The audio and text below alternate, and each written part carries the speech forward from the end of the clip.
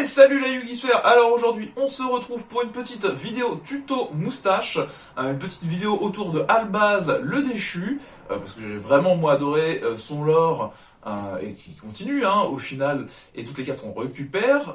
Je vous ai fait une petite vidéo déjà pour découvrir un petit peu les premières cartes. On va en reparler quand même un petit peu pour voir comment ça marche, pourquoi cette decklist. Je préviens tout de suite, parce que vous allez le voir, je joue une decklist beaucoup plus budget que certains, alors, qui joueraient en compétition. Effectivement, moi je vous fais une version qui peut faire des choses en compétition. Vous pouvez, parce que le but c'est que moi je joue toujours de façon rogue et de façon à avoir des decklists que mon adversaire n'envisage pas forcément de comment savoir répondre. Et voilà, donc du coup je joue avec une version un peu plus budget. Effectivement, c'est pas la version à plus de 1000 euros, c'est plutôt la version que vous pouvez faire à la maison sans trop vous prendre la tête avec les cartes que vous avez. Et s'il y a certaines cartes que vous n'avez pas dans celles que je présente, ce n'est pas très grave, parce que de toute façon après moi je présente quand même pas mal de cartes qui sont du deck de structure d'origine, bien sûr, mais j'ai rajouté quelques cartes que j'avais eues parmi les extensions précédentes de tout ce lore. J'ai fait des tests différents. Bon, là j'en suis arrivé à une première version qui me plaît, que j'ai testé, que je trouve amusante, qui a quand même du répondant. J'ai testé des versions très mélangées, ça n'a pas fonctionné. Donc je me suis voilà, un petit peu, j'ai un peu recommencé mon build. Donc voilà, ça va être une première version que je vous propose. Et effectivement, ne vous attendez pas à avoir toutes les secrètes du monde. J'ai fait une version que normalement, j'espère que voilà, vous pourriez avoir probablement peut-être entre 100 ou 150 euros au maximum, deck de structure compris. Voilà, c'est au maximum. Et comme je dis, je vais aussi vous présenter plein de choses, ce qui fait que vous pourriez remplacer des choses que vous n'avez pas pour quand même jouer le deck. Peut-être encore à moins de, voilà, à moins de ce tarif que je pense et j'ai estimé. Effectivement, je suis pas un pro, mais au vu de toutes les reprints que je vous propose dans ce deck, normalement ça va être à peu près le budget. Donc on découvre ça ensemble tout de suite. Alors, nous y voilà au niveau de la decklist que je peux vous proposer. Donc là, au final, voilà, je retourne la vidéo pour vous la faire plus courte et peut-être plus rapide à expliquer, en vous mettant directement toutes les cartes posées devant vous. Donc comme ça vous donne déjà une première impression de qu'est-ce qu'on peut trouver. Et je vais maintenant vous expliquer qu'est-ce qu'on y trouve vraiment et pourquoi. Donc, dans cette version que je joue, on va retrouver Albaz le déchu et Albion en x3 chacun, parce que pour moi ils sont vraiment importants. J'ai mis aussi 3 Mercouriers Tribrigade qu'on a dans le deck de structure, avec l'ABP lui aussi x3, et par contre le kit je ne le mets que x1, et le fleur de lys je le mets x2. Voilà. Donc ça c'est les cartes que vous avez dans les monstres déjà de votre deck de structure, en plus du veilleur qui a été réimprimé aussi dedans, que je me permets de jouer x3, parce que je préfère au final la start avec veilleur que avec kit, personnellement. Je trouve ça beaucoup plus efficace, et beaucoup plus intéressant sur le late game, d'avoir effectivement plutôt des veilleurs et un seul kit. De toute façon, vu qu'on peut aller tuto le kit Springan de certaines manières. Donc voilà, donc là, effectivement, donc Albaz, je rappelle, ça nous permet, quand il est invoqué normalement ou spécialement, de défausser une carte pour invoquer par fusion un monstre de fusion en l'utilisant lui et un monstre sur le terrain adverse. Voilà, c'est plutôt fort, Le Albion, il nous permet de pouvoir, quand il est dans notre main ou cimetière, envoyer une carte Albaz ou marquée depuis notre main ou deck, et si on l'a envoyé depuis la main, on l'invoque spécialement, et si on l'a envoyé depuis le deck, on le remet en dessous du deck, et si on a activé l'effet de Albion depuis notre main, on repioche une carte. Donc ça, moi Albion, j'aime beaucoup, parce qu'au final, il peut lancer certaines loupes, dans la façon dont je l'ai construit. Effectivement, le fait de pouvoir envoyer une piège marquée ou Albaz au cimetière et le remélanger pour piocher une carte, c'est une chose que je fais souvent, parce que Albion, de base, voilà, j'ai pas envie d'utiliser son effet du tout pour l'invoquer spécialement. Moi, ce qui m'intéresse souvent, c'est de pouvoir repiocher une carte et surtout avoir sorti une des cartes marquées ou Albaz dans mon cimetière, ce qui est plutôt intéressant, parce qu'au final, on gagne plus ou moins une ressource dans notre cimetière, en fait, dans cette loupe-là, et on remplace le Albion par peut-être une carte qui nous permettra aussi de start, hein, parce que des fois, bah, si c'est le peu de chance où on a une petite brickland, bah, ça peut aussi nous permettre de dire bon, vas-y, on tente de remélanger, ça nous sortira peut-être une solution. Mercourier, comme vous pouvez le voir hein, dans cette version, hein, ça vous saute sûrement aux yeux, et même dans le site que vous verrez après, les seuls end-traps que je joue dans ce deck sont les end-traps qui sont dans le deck. Donc, c'est-à-dire que je joue Mercourier, hein. Donc c'est-à-dire que je joue Mercourier qui nous permet de le défausser si on contrôle un monstre qui liste Albaz le déchu comme matériel pour annuler un effet de monstre. Et ce qui est bien, c'est que c'est un peu mieux qu'un veilleur dans un certain sens parce que ça annule un effet de monstre où qu'il soit.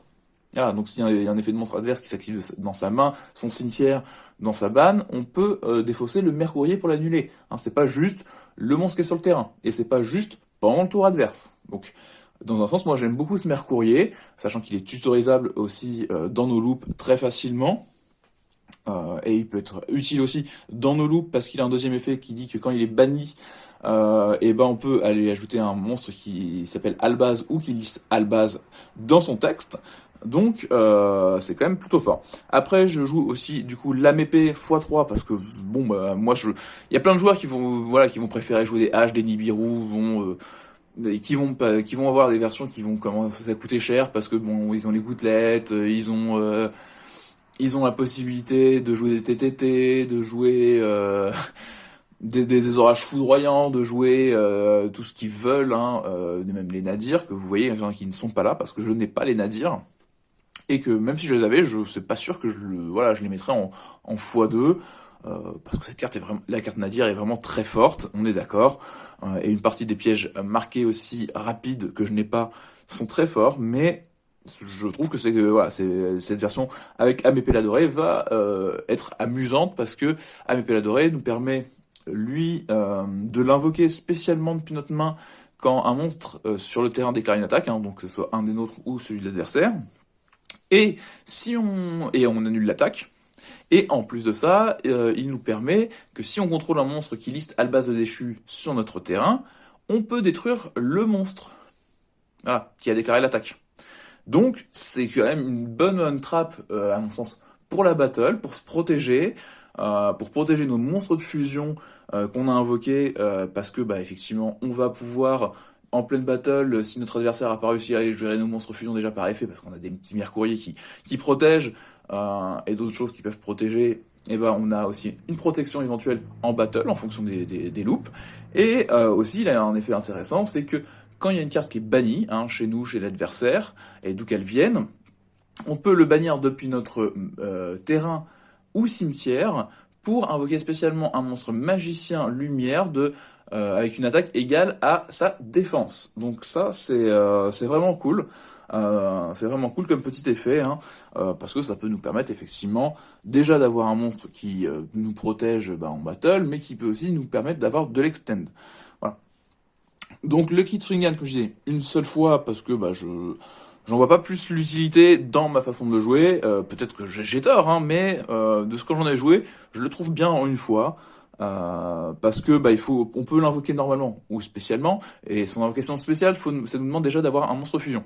Donc ça veut dire qu'on a déjà lancé nos loops pour pouvoir l'invoquer spécialement et qu'il soit vraiment full rentable à mon sens. Donc c'est pour ça que je le joue qu'en une fois, pour le jouer en fin de mes loops et non pas en début de loop, parce que j'ai pas envie de cramer ma normal sur lui.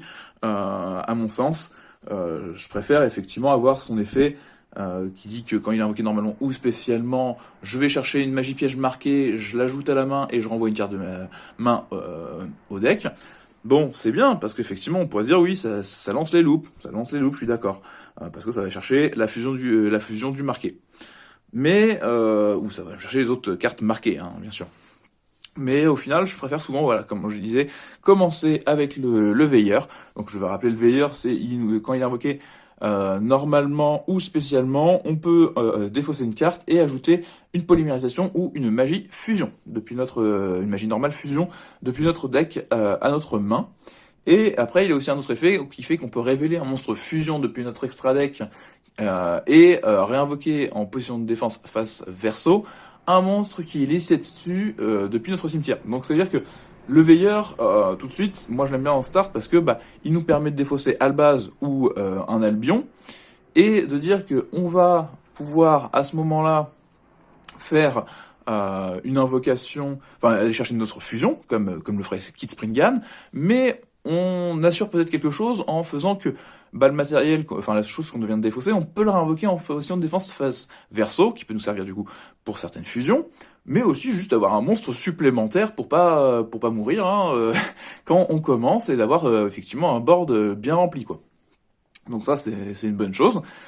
Après, il faut faire attention aux veilleurs parce que dans certaines loupes, ça va vous dire que vous prenez Nibiru à ce moment-là, mais ça peut être intéressant. Enfin, ça, en fonction de ce que vous avez comme start, il peut être vraiment intéressant, à mon sens, plus que la Kit Springan. Derrière, donc j'ai mis 2 fois le Dogmatika Fleur de Lys Ladoué, qui nous dit que si un monstre d'extra est sur le terrain, on peut l'invoquer en effet rapide durant la main phase, donc la main phase de chaque joueur, et il nous dit que quand il est invoqué de cette façon-là, s'il y a un monstre Dogmatika sur le terrain, à la résolution de son invocation, on annule l'effet d'un monstre sur le terrain. Donc ça c'est très fort, mais il faut avoir du coup d'autres Dogmatika. Et il a un autre effet qui dit que quand il y a un monstre Dogmatika déclare une attaque, on peut activer son effet, qui fait gagner 500 d'attaque à tous les monstres Dogmatika. Et ça n'est pas un effet qui dure jusqu'à la fin du tour. Donc, ce qui est plutôt intéressant pour les parties un petit peu longues, de se dire que on peut booster à plusieurs reprises avec le Dogmatika Fleur de Lys. Alors du coup, vu qu'il nous demande d'avoir des Dogmatika pour pouvoir résoudre son effet, moi, dans les quelques cartes que j'ai récupérées au fur et à mesure des extensions et des reprints d'Etin, du coup j'ai sorti j'ai le Dogmatika Ashian en une fois. Je ne pense pas qu'il y en ait besoin de plus. C'est un Dogmatika qui dit que quand il y a un monstre de fusion, synchro, Xyz ou lien qui est envoyé au cimetière, on peut l'invoquer spécialement sur notre terrain en effet rapide. Sauf si c'est dans la damage step. Et il nous permet, quand il est invoqué spécialement, de pouvoir récupérer un monstre Dogmatika dans notre cimetière. Donc, ça permet éventuellement de récupérer le Fleur de Lys qui aurait pu être envoyé au cimetière lors d'une fusion, en invoquant spécialement Dogmatika Ashian, et donc avoir un Dogmatika sur le terrain pour que Fleur de Lys puisse après se résoudre quand on en aura besoin, et d'avoir une negate supplémentaire. Dogmatika Théo, je l'ai mis aussi en une fois, parce que je l'ai en une fois, et que en une fois, à mon sens, il suffit complètement. Lui, il peut s'invoquer spécialement depuis notre main si il y a un monstre d'extra deck sur le terrain. Il nous permet aussi de dire qu'il est non destructible avec un monstre d'extra deck au combat, et qu'il peut faire, durant notre tour, perdre 600 d'attaque à un monstre d'extra deck adverse, et qu'il gagne 600 d'attaque. Voilà. Donc ça permet de se faire un petit écart de 1200 éventuellement, et pouvoir peut-être repasser ce monstre d'extra deck. Et de l'autre côté, on a la dernière Dogmatika que j'ai ajoutée, Ecclesia la vertueuse. Donc là, si vous l'avez pas, je peux comprendre parce qu'effectivement c'est une secrète et déjà sa version d'origine était déjà peut-être un peu compliquée à récupérer. Et elle n'est pas forcément tout le temps essentielle parce que clairement, son effet nous demande de l'utiliser en fin de loop, parce qu'elle s'invoque spécialement depuis notre main s'il y a un monstre d'extra deck, si elle est invoquée normalement ou spécialement, on peut aller ajouter un monstre Dogmatika depuis notre deck à notre main. Par contre, on peut plus invoquer de l'extra deck le reste de ce tour. Donc là, l'Ecclesia, elle est bien, mais en fin de loop. Et là-dessus, c'est pour ça que je l'ai qu'en x1, et je la jouerai pas en plus que x1, à part si je jouais un deck Dogmatika réellement, mais là, vu que j'ai envie de jouer mes fusions, j'ai pas envie de me bloquer trop l'extra deck, et qu'effectivement ça peut être intéressant de la même façon. On l'a en fin de loop, on l'invoque spécialement quand on a déjà invoqué nos monstres fusion, ça nous permet d'aller chercher Fleur de Lys, et donc du coup pouvoir faire que Fleur de Lys fonctionnera tranquillement. Voilà. Je reviens aussi sur la petite AMP Lyris maintenant, parce que effectivement je suis passé par Fleur de Lys. J'ai mis une petite AMP Lyris parce que pareil, je l'ai ouvert, que je l'aime beaucoup. C'est une très belle carte, et elle est plutôt intéressante parce que elle est magicien 2500, hein, donc elle passe aussi sur l'effet de AMP d'être invoqué, comme le Dogmatika Fleur de Lys. Et elle nous dit que elle peut s'invoquer durant la main phase. Si un monstre a ses effets annulés, on peut l'invoquer spécialement en effet rapide. Et après, elle nous dit que si notre adversaire fait des invocations en fonction des invocations, on va voir différents effets qui peuvent s'activer. S'il invoque depuis la main, nous on peut invoquer spécialement un monstre depuis notre main. S'il invoque depuis le deck, on pioche 2 cartes. Et s'il invoque depuis l'extra deck, on peut détruire un de ces monstres invoqués spécialement depuis l'extra deck. Donc ça, la Mépiliris, c'est pareil, c'est un bon petit coup près qu'on peut mettre sur le terrain. C'est un petit coup près qu'on peut lancer très facilement dans les combos si on l'a en main de départ en envoyant Amépée la dorée au cimetière grâce à la fusion marquée. Hein, on va y venir à la fusion marquée, parce que ça va être vraiment important. Donc ça, c'est quand même très sympa de dire qu'on peut invoquer une petite Amépiliris, même sans avoir son effet qui s'invoque d'elle-même spécialement, pour effectivement avoir une petite contrainte sur le terrain adverse et faire réfléchir notre adversaire à ce qu'il a envie de faire dans ses invocations, parce que si il commence par une invocation d'extra deck, il va se le faire rincer. S'il fait une invocation spéciale depuis le deck, ça veut dire qu'il va quand même devoir nous laisser faire piocher 2 cartes. En général, le mieux c'est qu'il puisse faire une invocation spéciale de la main, où là effectivement, si notre main est plus ou moins vide, ça va être un peu moins intéressant. Mais ça reste très très fort. Voilà. Donc après, on va finir quand même sur les monstres. J'ai mis quelques Despianes, les seuls que j'ai. Hein, pareil, ceux qui coûtent pas très cher. J'ai du coup mis 2 tragédies et une comédie Despiane. Donc la comédie, c'est un petit monstre qui fait une entrap pour protéger un monstre d'espiane qui serait ciblé, enfin une carte d'espiane qui serait ciblée sur notre terrain. Voilà, donc ça c'est plutôt cool. Et depuis le cimetière, il peut en effet rapide sacrifier un de nos monstres fusion pour s'invoquer lui spécialement depuis le cimetière. Bon, dans certaines loops, ça peut permettre de résoudre certains effets de nos monstres fusion s'ils se prenaient une negate éventuellement.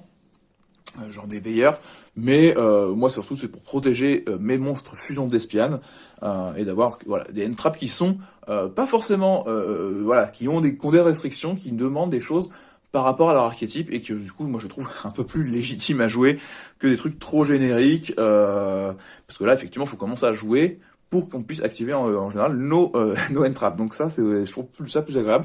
Et la tragédie d'Espiane, c'est un petit monstre qui dit que quand il est envoyé qu'il est envoyé au cimetière par un effet de carte, ou qu'il est banni par un effet de carte, on peut du coup ajouter un monstre d'Espiane depuis notre deck à notre main, et il a un autre effet parce que c'est au choix un de ces 2 effets-là.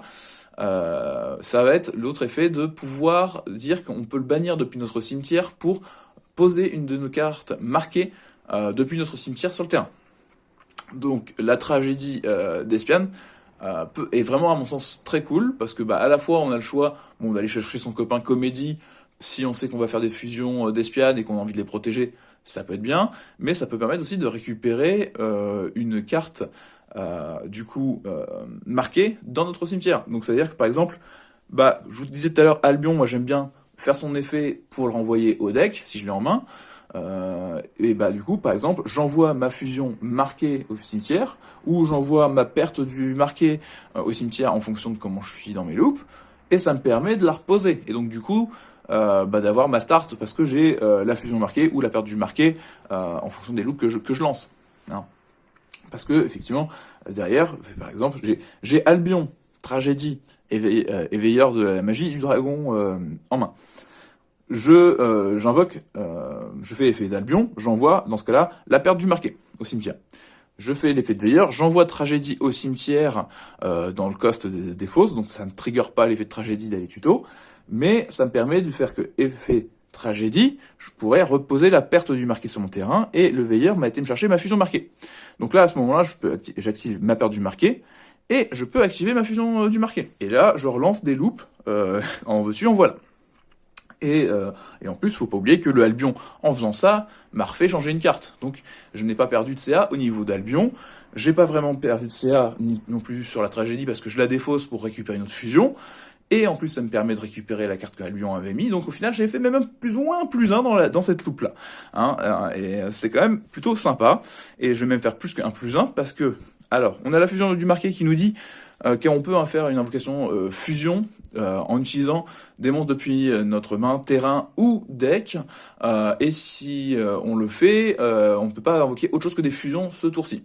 Alors, effectivement, la fusion marquée est très très générique et nous permet effectivement d'envoyer nos petites invocations de monstres fusion ici et d'envoyer au cimetière ce qu'on veut depuis notre deck. Donc c'est vraiment un bon gros starter. C'est vraiment un starter essentiel au deck d'avoir la fusion marquée. Clairement, il y a peu, voilà.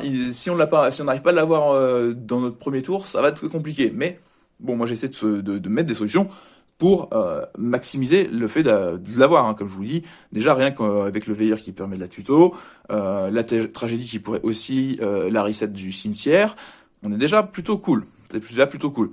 Et sachant que on a la perte du marqué, carte qui est pas considérée par une partie des joueurs aujourd'hui, et que moi je m'étais déjà exalté un petit peu sur la première vidéo d'ouverture, parce que la perte du marqué, je la trouve vraiment folle, cette magie continue. Donc c'est une magie continue qui a le même texte que Effondrement sur la protection des invocations fusion. Donc je sais pas si vous connaissez Effondrement, mais bon, je vais vous refaire la lecture un petit peu de ce que ça fait. C'est l'activation de vos cartes et effets qui inclut un effet qui invoque par fusion un monstre de fusion ne peut pas être annulé. Et aussi les cartes et effets de votre adversaire ne peuvent pas être activés lorsqu'un monstre de fusion est invoqué par fusion, de cette façon.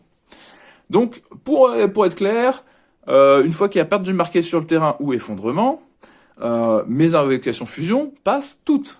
Et je peux lancer mes loops sans souci, parce que mon adversaire il peut activer s'il veut des réponses, sauf que les réponses ne pourront pas annuler mes histoires. Donc ça va juste lui faire cramer ses end-traps ou ses contre-pièges ou quoi, dans le vide, parce que ça ne fonctionne pas. Hein.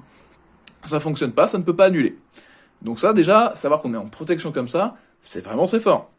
Et deuxième effet qui se coule de la perte du marqué, c'est que la perte du marqué va nous permettre de dire que lorsqu'on fait une invocation fusion, on peut aller chercher un monstre Albaz le déchu, depuis nos decks, ou un monstre qui le cite. Donc là-dessus, ça nous permet de continuer le loop, ça nous permet d'aller chercher le Mercourier Tribrigade, c'est ça, le Mercourier Tribrigade, ou le Kit Springan, en fonction, ou même la Mépée, en fonction de ce qu'on a déjà en main. Donc ça, c'est une carte, moi, je trouve essentielle, surtout pour les versions de petit budget, qui effectivement n'ont pas les nadirs, qui n'ont pas une partie des magies rapides marquées, qui permettent de faire des tutos aussi, en envoyant effectivement des monstres depuis le deck, depuis l'extra deck au cimetière. Et là, la perte du marqué va à la fois nous protéger et en plus nous permettre de faire une partie de ces tutos qu'on aurait besoin. Donc, à mon sens, elle est très rentable, c'est une commune qui fonctionne très bien. Après, on a marqué en blanc, donc là c'est une carte que vous aviez aussi dans votre deck de structure, bon, même si là j'en ai sorti une autre version aussi. Et donc le marqué en blanc, lui, nous permet de faire une invocation fusion, d'un monstre fusion, mais il faut utiliser un monstre dragon dans l'invocation, et si on utilise Albaz, le déchu dans l'invocation, on peut aussi bannir des monstres depuis notre cimetière pour faire cette invocation fusion. Donc ça, c'est une bonne invocation fusion aussi. Malheureusement, elle n'est pas utilisable par veilleur, elle est utilisable que par Kit Springan, mais de la même façon, de toute façon, le marqué en blanc, c'est plutôt pour une fois qu'on a déjà fait d'autres loops d'invocation fusion, et donc éventuellement d'avoir mis un Albaz au cimetière pour abuser du fait qu'on bannisse nos monstres de notre cimetière et avoir plein de fois des ressources, parce qu'on utilise de la main depuis le terrain, depuis le cimetière en les bannissant, et comme ça on abuse. Là-dessus, je vais finir quand même parce que j'ai mis ce petit monstre qui s'appelle Alistair l'invocateur. Je vous ai parlé d'effondrement magique que j'ai mis aussi, et vous voyez bien qu'effectivement il y a normalement deux petites invocations, donc deux Alistair, deux invocations et un effondrement, parce que à mon sens, au vu de la carte perte du marqué et du fait que les invocations permettent aussi de faire des invocations fusion en bannissant du cimetière ou en utilisant des monstres depuis notre main, ça va nous permettre de pouvoir lancer nos loops. Ça peut nous permettre de lancer nos loops parce que on active effondrement, on va chercher Alistair, on invoque Alistair, on va chercher Invocation. Invocation, on fait une première fusion depuis la main, et sachant que certaines de nos loops nous permettront de se faire que Alistair sera banni et qu'on pourra quand même le récupérer avec Invocation. Voilà. Donc ça, c'est une bonne chose à mon sens. Comme couplage à faire pour voilà, des versions un peu plus budget, qui n'ont pas toutes les grosses cartes et les Alubert d'Espian, parce qu'effectivement, vous avez vu, chez les Despian, j'ai pas mis de Alubert, j'ai pas le Alubert, et je m'en passe très bien de avoir Alubert. Là, ce qu'on peut en faire avec effectivement ce petit couplage d'invocateur, va être tout aussi intéressant à mon sens, nous permet d'avoir un effondrement supplémentaire dans le deck aussi pour la protection des invocations fusion, et que, comme je vous disais, si on commence avec ça, je dis, on active effondrement où on a Alistair en main de départ, on a tout de suite une première fusion, et si on a perdu du marqué en main, on protège cette invocation fusion tout en faisant un tuto pour continuer nos invocations fusion derrière chez Albaz. Et danser un petit peu les loops. Donc ça, c'est un petit conseil que je vous donne. Et sachant que Alistair a aussi son petit effet End Trap, de venir booster un monstre de fusion en effet rapide, il booste de 1000 en le défaussant. Et donc ça protège les invocations fusion, que ça soit chez Albaz ou que ça soit chez Invoqué. Voilà. Après, j'ai mis une petite fusion alternative, parce que effectivement, Veilleur de la magie du dragon nous permet d'aller chercher des magies fusion ou polymérisation. Elle s'appelle fusion alternative, et c'est une polymérisation dans tous les cas. Donc, elle est autorisable à fond. Et du coup, surtout, elle nous permet de faire une invocation fusion en utilisant des monstres depuis notre terrain. Alors, j'ai pas mis de polymérisation la vraie polymérisation parce que j'ai l'invocation, et que la fusion alternative, elle va nous permettre de dire que quand elle est dans le cimetière, on peut envoyer un monstre fusion à l'extra deck depuis notre cimetière pour tout en la bannissant pour piocher une carte. Donc c'est plus cool, c'est plutôt cool pour recycler nos monstres fusion une fois qu'ils ont servi. Et ça en fait aussi une carte qu'on peut défausser sur nos effets de cartes un peu moins de façon sans être trop triste, parce que dans un sens on sait qu'on va pouvoir, grâce à elle, faire un recyclage. Donc elle est pas complètement perdue, ça nous fera quand même un plus 1 à un moment, donc c'est plutôt cool.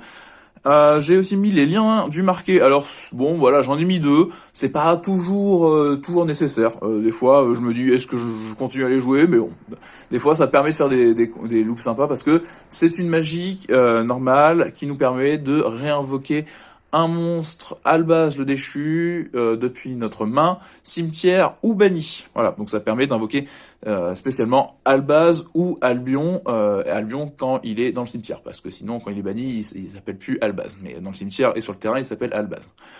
Donc voilà, donc ça peut être c'est une carte un peu sympa en fin de loop pour continuer à avoir des monstres un peu sur le terrain, ou pour en remettre pour continuer d'autres loop fusion, ou de la défausser aussi, parce que quand elle est défaussée, de toute façon on la reposera, si elle est défaussée sur un effet d'Albaz, on la repose en fin de tour. Voilà. Derrière, dans les dernières cartes du main deck, j'ai mis des invitations des ténèbres, parce que vu qu'on joue quand même pas mal de dark, qu'on aime bien avoir des effets des fois qui nous font qu'on bannisse nos cartes, ça peut être sympa. Alors effectivement, ça ne fait pas trigger notre ami Tragédie d'Espian, mais au moins ça nous permet éventuellement de trigger certaines de nos autres cartes, de faire du CA. De toute façon, on sait qu'une partie des choses qui sont en ban, on peut les recycler grâce à nos invocations fusion. Donc c'est pas forcément dommageable de bannir des trucs, de faire un peu de pioche. Dans certains cas, vous pourriez aussi dans d'autres versions jouer des transactions, parce que voilà, vous avez des niveaux 8. Moi je préfère une petite invitation des ténèbres, ça marche bien, et le petit sarcophage doré pour la même raison. On va permettre de bannir le Tribrigade, le Mercouillet Tribrigade, qui du coup fera son effet et nous permettra peut-être de start, parce qu'on va chercher un Albaz le déchu ou un autre monstre qui cite Albaz le déchu. Donc par exemple, si on n'avait vraiment rien, ça nous permet d'aller tuto instantanément Kit Springan, si on n'a vraiment pas d'autres starts possibles. Ou ça nous permet d'aller chercher le Albion, qu'on va peut-être défausser, faire son effet, le remélanger et repiocher une carte. Voilà pour le main deck. Ah non, c'est vrai, j'ai oublié. Il y a une petite griffe d'Hermocrate qui se balade, parce que on joue beaucoup de dragons, et que moi, si on joue beaucoup de dragons, j'ai envie de m'amuser avec une griffe d'Hermocrate. Cette carte-là, je vous montrerai en side d'autres choses que vous pourriez mettre à la place de griffe d'Hermocrate pour vous amuser, mais moi, quand je connais le monstre fusion qui va en face, qu'on va découvrir à la fin, Je trouve que c'est une bonne carte à ajouter parce que c'est rigolo, ça fait petite invocation spéciale de fusion très sympa, et aussi la dernière carte que j'ai dans ce deck qui est le contre-piège châtiment du marqué. Voilà, donc là, châtiment du marqué, je l'ai mis en x1 parce que sinon, à plus de pièges dans ce deck, en T0, ça fait briquer de fou, malheureusement. C'est dommage, hein, ils ont plein de bons pièges, mais effectivement, à un moment, ça finit par faire briquer et nous empêcher éventuellement de start. Le châtiment du marqué, donc c'est un contre-piège qui nous permet de dire que si notre adversaire active un effet de magie, piège, monstre, qui va invoquer spécialement un monstre, un ou plusieurs monstres, on peut annuler l'effet en renvoyant un de nos monstres fusion depuis le terrain dans l'extra deck, ou en renvoyant 2 monstres depuis notre cimetière qui liste Albaz le déchu à l'extra deck. Donc ça nous permet de recycler nos monstres fusion, hein, qui peuvent comme ça, on recycle certains des monstres fusion qu'on va découvrir derrière, qui permettent eux-mêmes de faire des invocations fusion. Et comme ça, on peut negate la carte adverse, ce qui est plutôt cool. Et en plus de ça, quand elle est dans le cimetière, on peut la bannir pour récupérer une de nos magies pièges marquées dans notre cimetière. Donc ça nous permet de récupérer la fusion, de la perte du marqué, de lien du marqué en blanc, on les récupère facilement. Ça c'est quand même aussi très cool comme carte, hein, parce que dans certaines loupes, ça peut vous permettre de dire bon au pire, je défausse châtiment sur un truc, Albion il m'envoie une autre marquée qu'il me faut, et puis ok, j'aurai pas ma contre-piège dans la partie, mais au moins j'aurai ma start. Voilà, c'est plutôt cool aussi ça. Donc maintenant on part sur les fusions. Donc dans les essentiels, hein, les 3 essentiels, c'est ceux qui sont dans le deck de structure, hein. De toute façon ils sont tous dans le deck de structure, ceux que je vous présente dans les fusions de Albaz. Donc on a le Albion, donc là lui c'est en général c'est ce que j'appellerais le starter des fusions, hein. Vous commencez par lui en fusion, c'est très régulièrement vous commencez par lui, parce que quand il est invoqué par fusion, il vous permet de faire une autre invocation fusion, en bannissant des cartes depuis votre main terrain cimetière pour faire l'invocation fusion. Donc, je vous cache pas que il demande un monstre Albaz et un monstre light. Donc, quand vous faites votre start, vous avez fusion marquée, vous envoyez Albaz et Amépé au cimetière, et comme ça, vous pouvez faire votre invocation de Albion. Si vous aviez votre perte du marqué, vous récupérez. Vous faites CL1, Albion quand il est invoqué, CL2, perte du marqué, vous résolvez, vous allez chercher Mercurier Tribrigade, et vous faites à ce moment-là votre invocation fusion en bannissant Albaz et Mercurier, qui vous permet de passer sur Lubellion. Lubellion qui dit que quand lui est invoqué par fusion, on peut défausser une carte en cost pour faire une invocation fusion en remélangeant les matériels listés sur le monstre fusion depuis notre cimetière, terrain, cimetière et ban. Voilà, donc ça c'est plutôt cool. Par contre, on peut pas attaquer avec Lubellion quand on fait ça, et on va être aussi empêché de faire d'autres choses que des invocations de fusion. Mais on avait vu qu'on a déjà fait la fusion marquée, c'est pas très grave. Donc Lubellion va nous permettre du coup de passer éventuellement au miroir jade. Souvent moi c'est comme ça que je passe. C'est souvent au miroir jade ou en fonction des fois dans les monstres fusion d'Espiane, en fonction de comment sont partis mes loupes, bien sûr. Donc le miroir jade qui lui va nous dire qu'il demande un monstre Albaz plus des cartes qui seraient du coup fusion, synchro, Xyz ou lien pour l'invoquer par fusion. Donc en général, on renvoie le Lubellion lui-même ou on renvoie le Albion dans ce cas-là, et on fait l'invocation de miroir jade qui du coup lui en effet rapide, mais cet effet rapide ne peut être activé qu'un tour sur 2, parce que quand on l'active, on ne peut pas l'activer au tour suivant. Un effet rapide qui nous dit, on envoie un monstre depuis notre extra deck qui liste Albaz, et on peut bannir un monstre sur le terrain. Voilà, et c'est un monstre sans cibler, c'est à la résolution qu'on choisit, et sans cibler. Voilà, donc c'est vraiment très fort. Et en plus de ça, il a un effet très couperé en fin de loop, parce que en fin de tour adverse, je veux dire, ou fin de notre tour, c'est que s'il a été détruit à la end phase, on détruit tous les monstres sur le terrain adverse. Donc nous en T0 on installe lui, on va déjà avoir une ban gratuite, ban qui nous permet d'envoyer les monstres fusion les autres, qui quand eux ils sont envoyés au cimetière, à la fin du tour on peut faire un tuto. Donc déjà, nous, on envoie un monstre de fusion qui peut servir en matériel, qui peut nous faire un tuto en fin de tour pour récupérer un Albaz, ou un Dogmatika, ou un Springan, ou un Tribrigade, en fonction duquel on envoie. Voire même, on peut renvoyer Albion, qui va nous chercher une magie piège marquée. Et donc, du coup, le miroir Jade, voilà, il fait déjà sa banne, et si notre adversaire a le bon goût de le gérer, de lui faire quitter le terrain, à la phase, il sait qu'il va avoir sous son terrain de raser. Donc, savoir quand tu veux avoir ton terrain de raser, ça fait poser des questions, parce que quand c'est rasé en battle, pas de souci, il y a man phase 2, on recommence à jouer, on réinstalle un terrain. Quand c'est à une phase, c'est tout ce que t'as installé, ça va jarter, hein, et t'auras plus rien au tour suivant. Donc ça veut dire que t'as intérêt à placer l'OTK en plus de l'avoir rasé.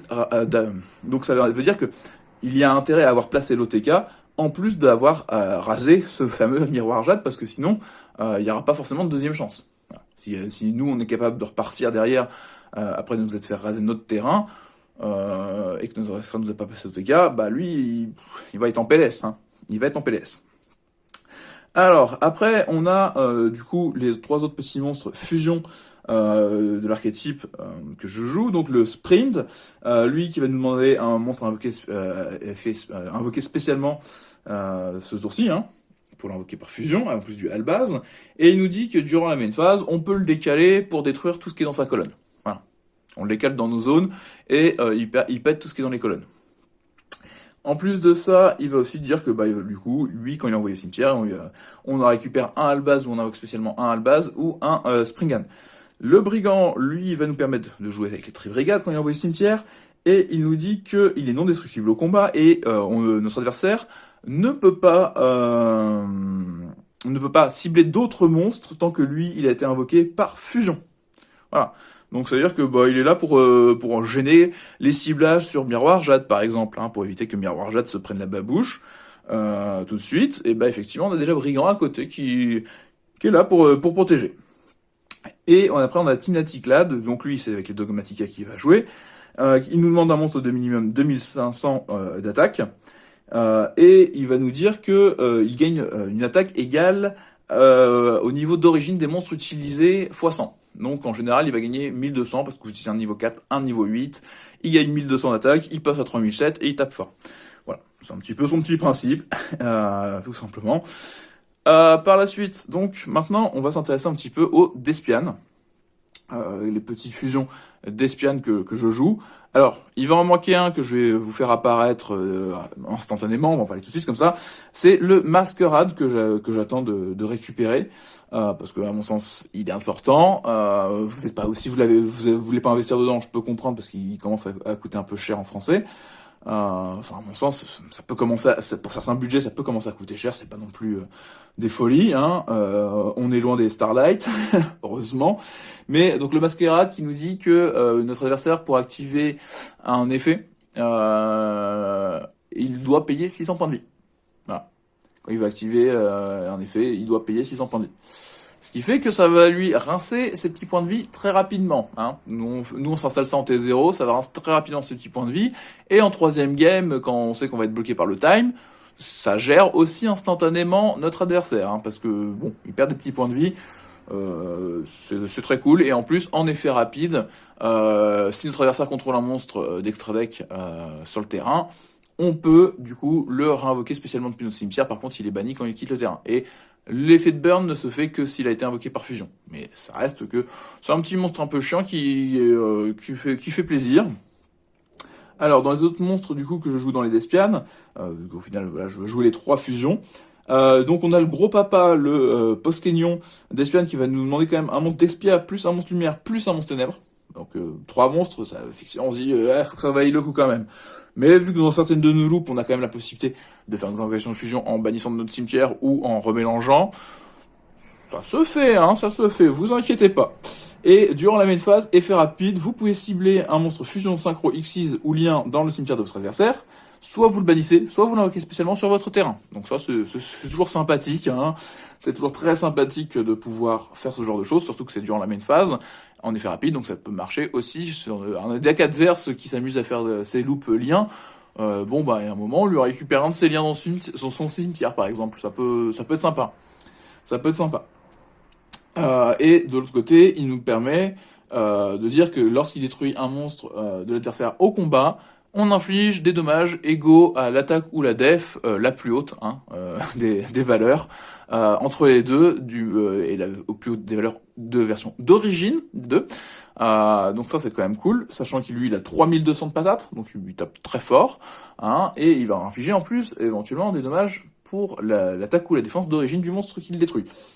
Et il y a son petit copain Coertis, qui lui est très sympathique aussi. Quand il est envoyé lui au cimetière depuis le terrain, il va nous permettre d'aller chercher Albaz ou un Despia.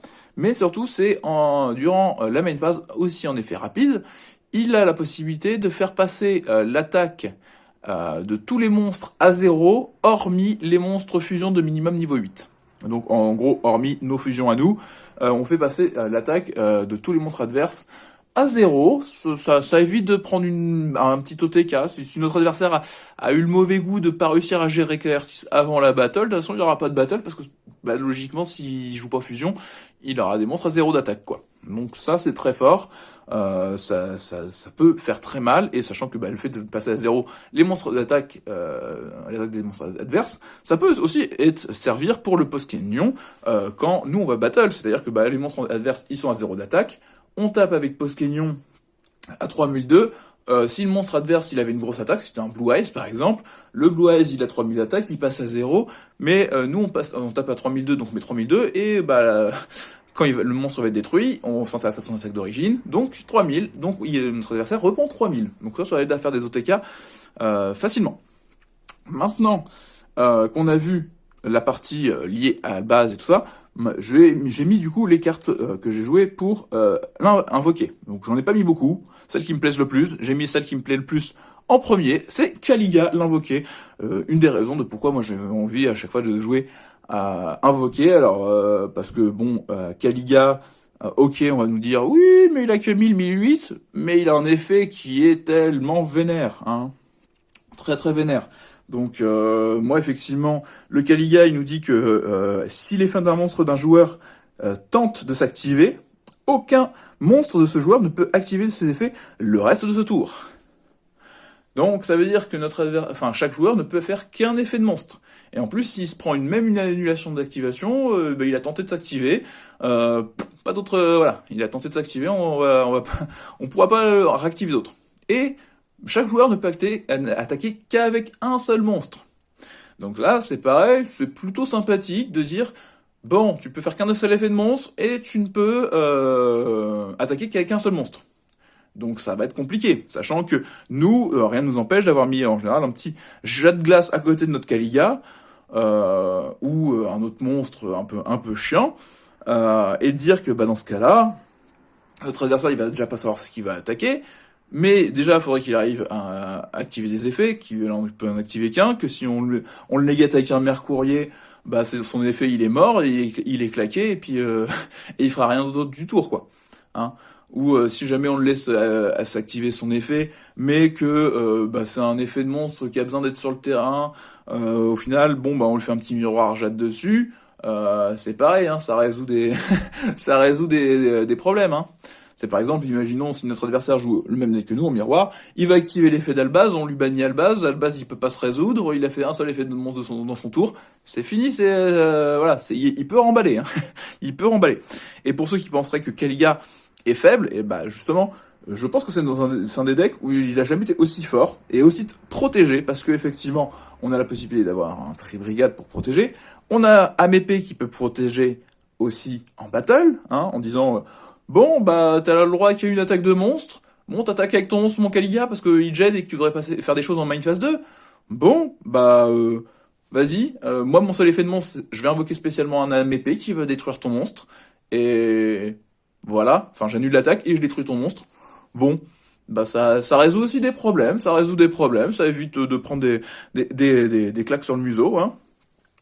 Et en plus de ça, on a aussi toujours Alistair qui peut lui faire gagner 1000 d'attaque ou de def, donc lui faire quand même passer avec un Q à 2800, c'est quand même déjà honnête, hein, c'est déjà honnête.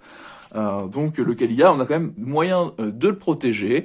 On a aussi des fois le moyen de le protéger avec le Fleur de Lys dans certaines combos aussi, parce que bah on va dire bon bah, tu veux activer un effet de monstre qui cible mon Caliga, réponse Fleur de Lys, j'annule ton effet de monstre et puis c'est pareil, on va s'arrêter là quoi. Voilà.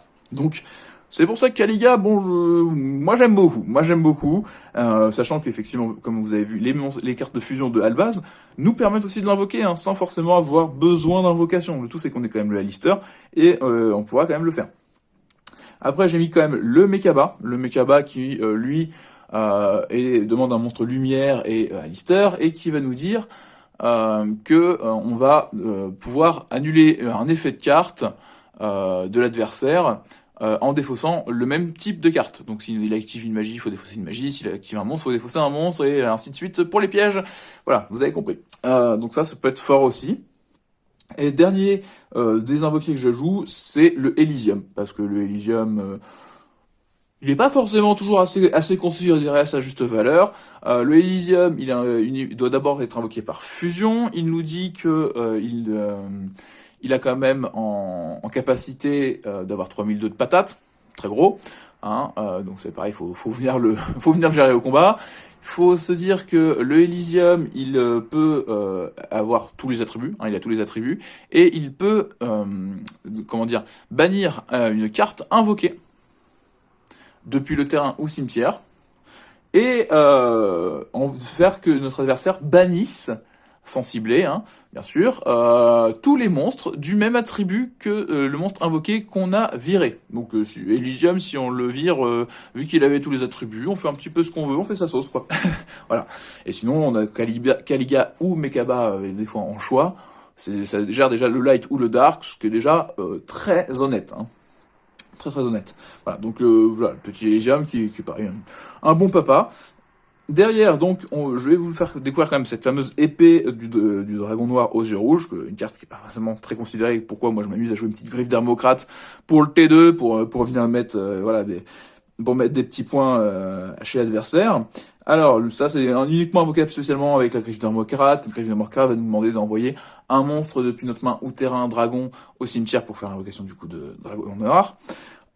Celle-ci nous dit que quand elle est invoquée spécialement, on peut cibler un monstre sur le terrain, on lui équipe l'épée de dragon noir dessus, et sacrée épée parce qu'elle va lui faire gagner 1000 d'attaque, plus 500 d'attaque et de défense pour chaque monstre dragon sur le terrain et dans les cimetières. Donc vu que nous on joue quand même pas mal de dragons, hein, déjà dans notre extra deck, mais aussi de main deck et tout ça, ça devient très rapidement rentable, hein, et que notre copain qui tout à l'heure passait à 3007, voilà, moi pour les tests que j'ai fait, il y a des parties je le passe à 7000, il y a des parties je le passe à 9000. Et effectivement, bon, notre adversaire normalement, il fait aïe, il fait aïe même, hein. Il se dit ça pique, ça pique énormément. Voilà, sachant qu'en plus, comme je vous dis, on a aussi le caractéristique des Defiant qui passe les monstres adverses à 0, donc si vous passez votre monstre à 8000, il y a un monstre à 0 en attaque en face.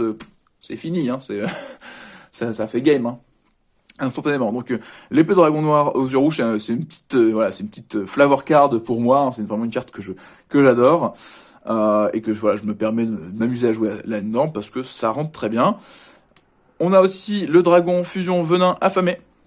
Donc le dragon fusion venin affamé qui, pour sa part aussi, est très intéressant.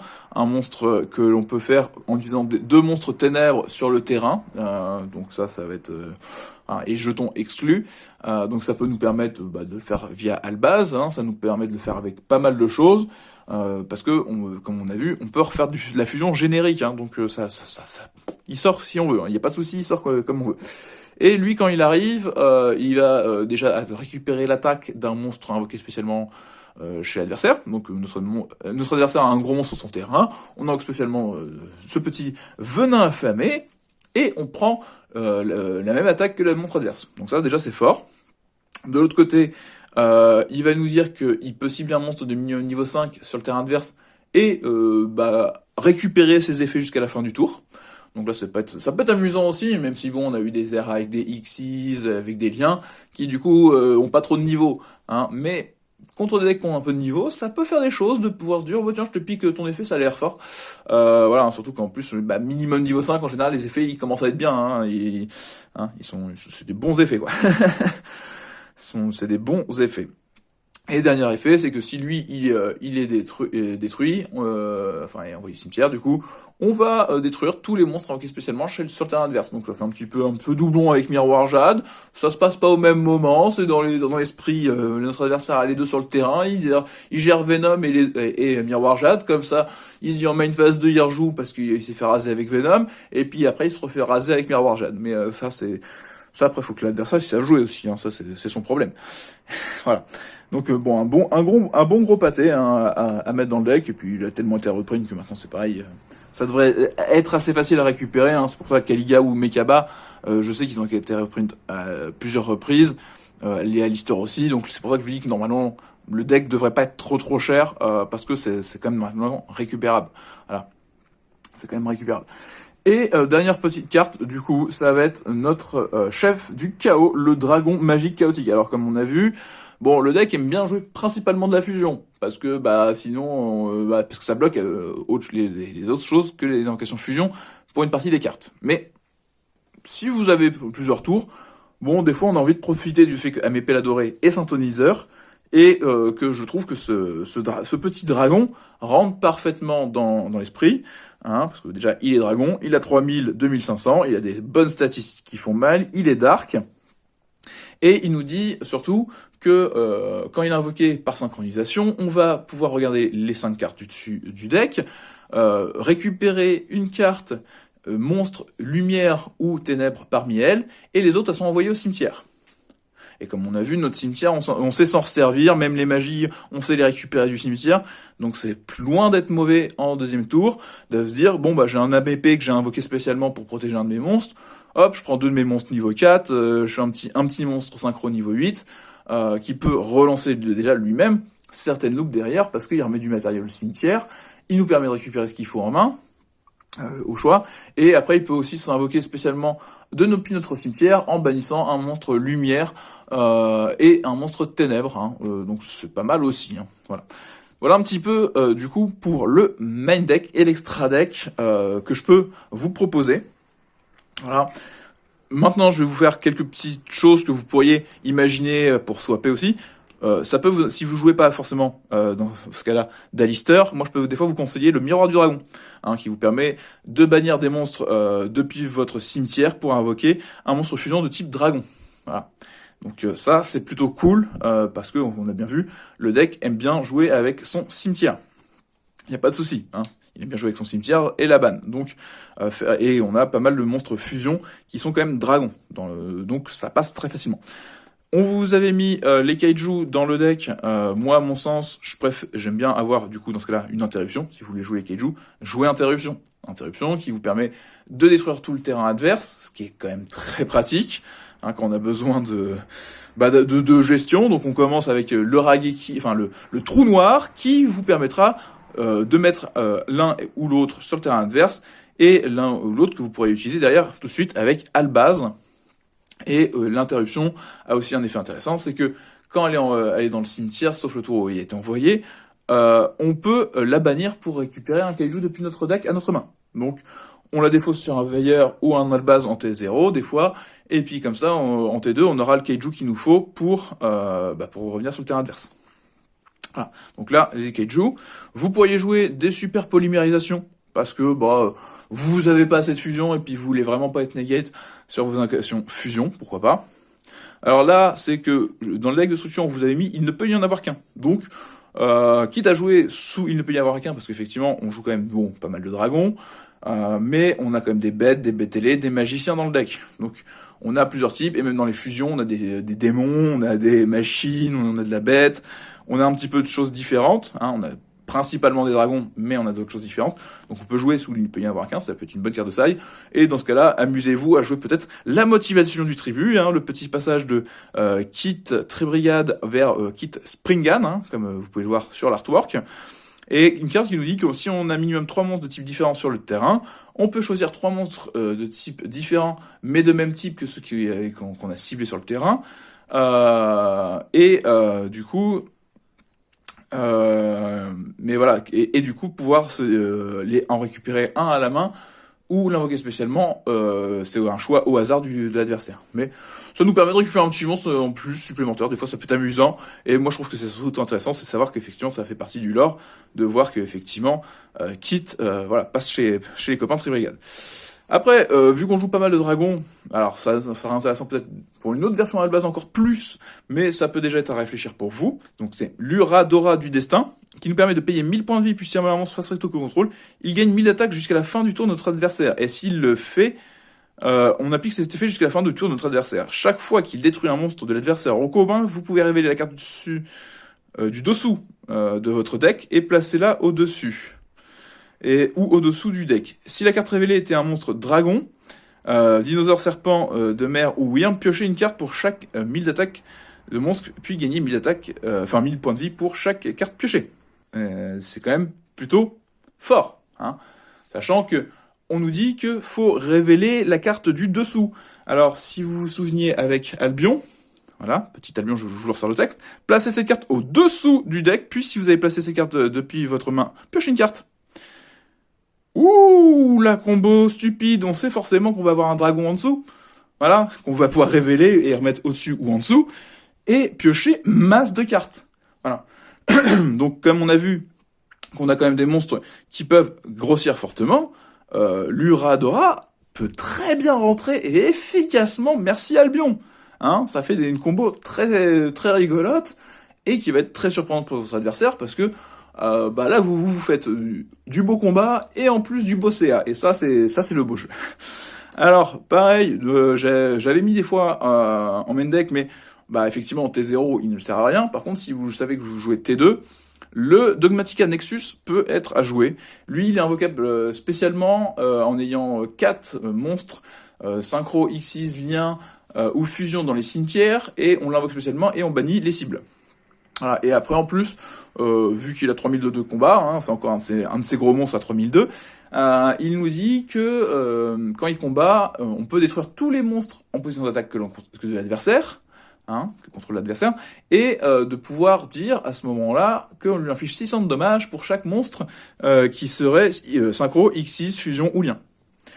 Donc ça peut aller vite, hein, et ça peut faire très mal, être très surprenant pour un adversaire de se prendre un gros Dogmatika Nexus, éventuellement sur du late game, sur un OTK ou ce genre de choses, hein, parce que effectivement, se dire qu'il y a un monstre qui la tape une fois, il rase tout le board adverse en mode force miroir, qui laisse passer tous nos autres monstres à côté, et en ayant éventuellement fait du burn au passage, beaucoup de joueurs ne se relèvent pas de ça, hein.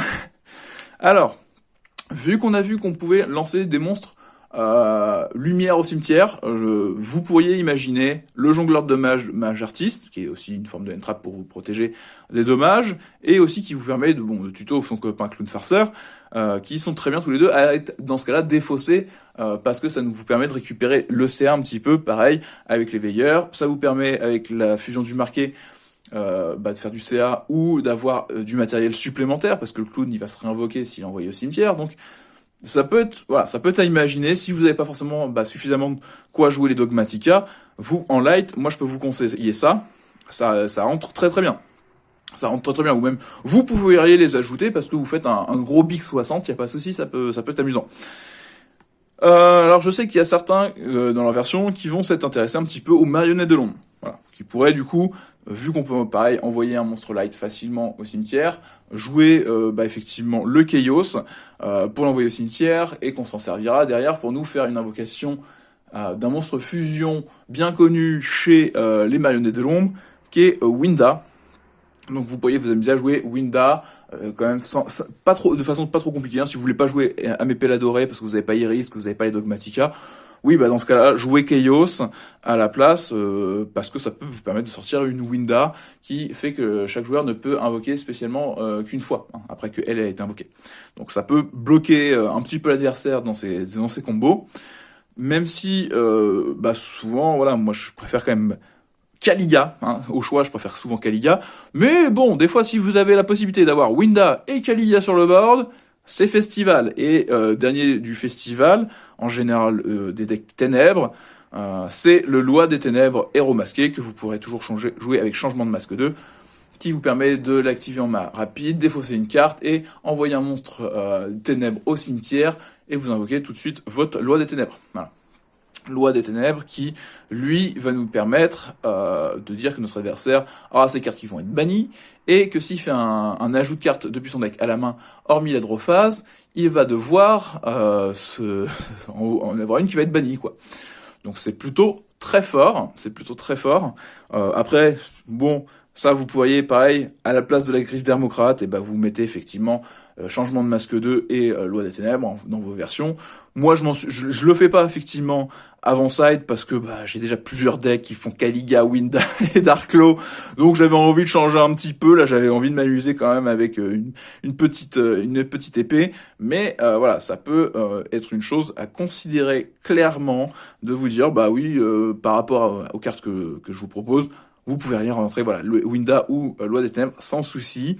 Si vous avez envie de vous partir sur ce principe-là, si vous avez d'autres façons d'autres cartes que vous avez envie de jouer, voilà, vous pouvez jouer, voilà, comme je dis, moi Caliga, comme je dis parce que Caliga, moi je le trouve vraiment, voilà, des fois plus fort que Winda, parce que Winda, ok, c'est qu'une invocation spéciale et tout ça. Mais des fois, en fait, le fait de se dire que c'est une seule invocation spéciale, si le mec se gère bien, ça va être la bonne invocation spéciale qui fait que Winda va se faire saucer. Or, le Caliga, le fait qu'il fasse qu'un seul effet de monstre et qu'une battle, même si Winda, ok, on peut pas la détruire par effet et tout ça, je sais pas, des fois j'aime bien Caliga, quoi. Moi j'aime beaucoup Caliga, comme je dis. Après bon, ça peut être complètement champomy quand vous avez Caliga, Winda et Darkclaw sur le terrain, mais là faut avoir les grosses goden pour lancer ces troupes là. Mais c'est imaginable, c'est imaginable. Voilà, donc ça va se terminer pour cette présentation. J'espère que ça a été clair. S'il y a des choses que vous n'avez pas forcément bien compris, au pire posez la question en commentaire, hein. Et puis on se retrouve pour de nouvelles aventures. Bon, cette petite vidéo sur Albaz se termine. J'espère que ça vous a plu de découvrir cette version, que cette version vous a peut-être intrigué, vous intéresse, que ça vous donnera peut-être envie de vous en construire une similaire. Pas forcément la même, parce que c'est pas bien de copier complètement. Jouez aussi les cartes que vous avez à la maison ou que vous aimez. Vous dites pas, faut forcément investir dans des cartes.